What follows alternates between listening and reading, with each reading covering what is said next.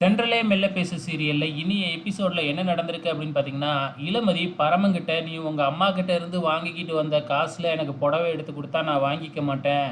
நீயா சொந்தமா வேலைக்கு போயிட்டு, அதுல வர்ற காச வச்சு ஒரு புடவை எடுத்து குடுத்தீன்னா வேணா நான் வாங்கிக்குவேன்." அப்படின்னு சொன்னதுனால, நம்ம பரமு கோவமா வந்து பார்த்தீங்கன்னா, அந்த புடவைய வாங்கிக்கிட்டு போயிடுறாப்புல.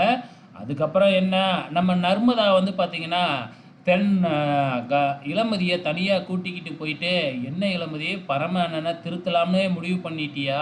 அப்படின்னு கேட்க, "ஆமா, முடிவு பண்ணிட்டேன். அப்பனா தானே வரப்போற பொண்டாட்டி நல்லா பார்த்துக்குவான் பரம."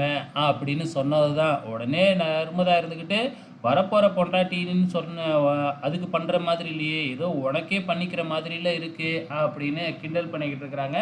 இந்த பக்கம் பரம வாங்கிக்கிட்டு வந்த புடவையோட நேரா கலாம்மா வீட்டுக்குள்ள போன உடனே, "என்னாச்சு?" அப்படின்னு கலா விசாரிக்க, அதுக்கப்புறம் நடந்தத எல்லாமே சொல்றாங்க.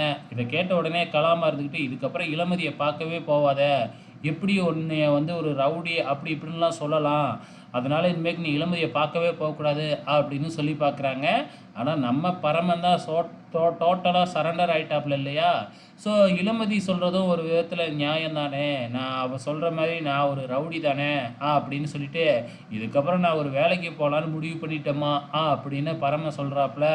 மறுநாள் காலையில தூங்கி எழுந்திரிச்ச உடனே தன்னோட கெட்டப்பெல்லாம் மாத்திக்கிட்டு, ரவுடி மாதிரி கையில கர்ச்சீப்பு, அ அந்த நகம், இந்த நகம்னு கழுத்தில தொங்க விட்டுக்கிட்டு இருந்தார் இல்லையா? அதெல்லாம் கழட்டிவிட்டு ஒரு நார்மலான பையன் மாதிரி ரெடி ஆயி, வேலை தேடி போறதுக்காக கிளம்புறாப்புல.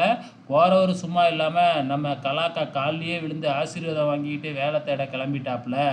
இங்க பரம வேலை தேடி கிளம்ப, பின்னாடியே வந்து பார்த்தீங்கன்னா, நம்ம கலா அக்கா ஏதோ ஒரு ஏற்பாடு பண்ணுதாட்டுக்கு, "உனக்கு எப்படி வேலை கிடைக்குதுன்னு பார்க்குறேன்." அப்படின்னு சொல்லிக்கிட்டு இருக்கு. இதே மாதிரி பரம போய் எல்லா இடத்துலயும் வேலை கேட்குறாங்க. யாருமே குடுக்க மாட்டேங்கிறாங்க. "ஏம்பா உனக்கு குடுக்குற அளவுக்குலாம் இங்க வேலை இல்ல." அப்படின்னு சொல்லிடுறாங்க. ஸோ பின்னாடியே வந்து பார்த்தீங்கன்னா, நம்ம இளமதியும், நர்மதாவும் பார்த்துக்கிட்டு தான் போறாங்க. நம்ம பரம ஒவ்வொரு இடமா போய் வேலை தேடி கெஞ்சறத பார்க்குறதுக்கே கொஞ்சம் மனசு கஷ்டமா தான் இருக்காட்டுக்கு. ஸோ இவங்க 2 பேரும் நம்ம பரமன பார்க்குறத விட, நம்ம கலாக்காவோட அசிஸ்டண்ட்டும் பரமனுக்கு எங்க வேலை குடுக்குறாங்க அப்படின்னு பார்த்துக்கிட்டே தான் வராங்க. ஃபைனலா ஒரு இடத்துல வேலை கிடைச்சிடுச்சு பரமனுக்கு. உடனடியா அந்த அசிஸ்டண்ட் வந்து பார்த்தீங்கன்னா, ஃபோன் பண்ணி கலாக்காவுக்கு சொல்லிடுறாங்க.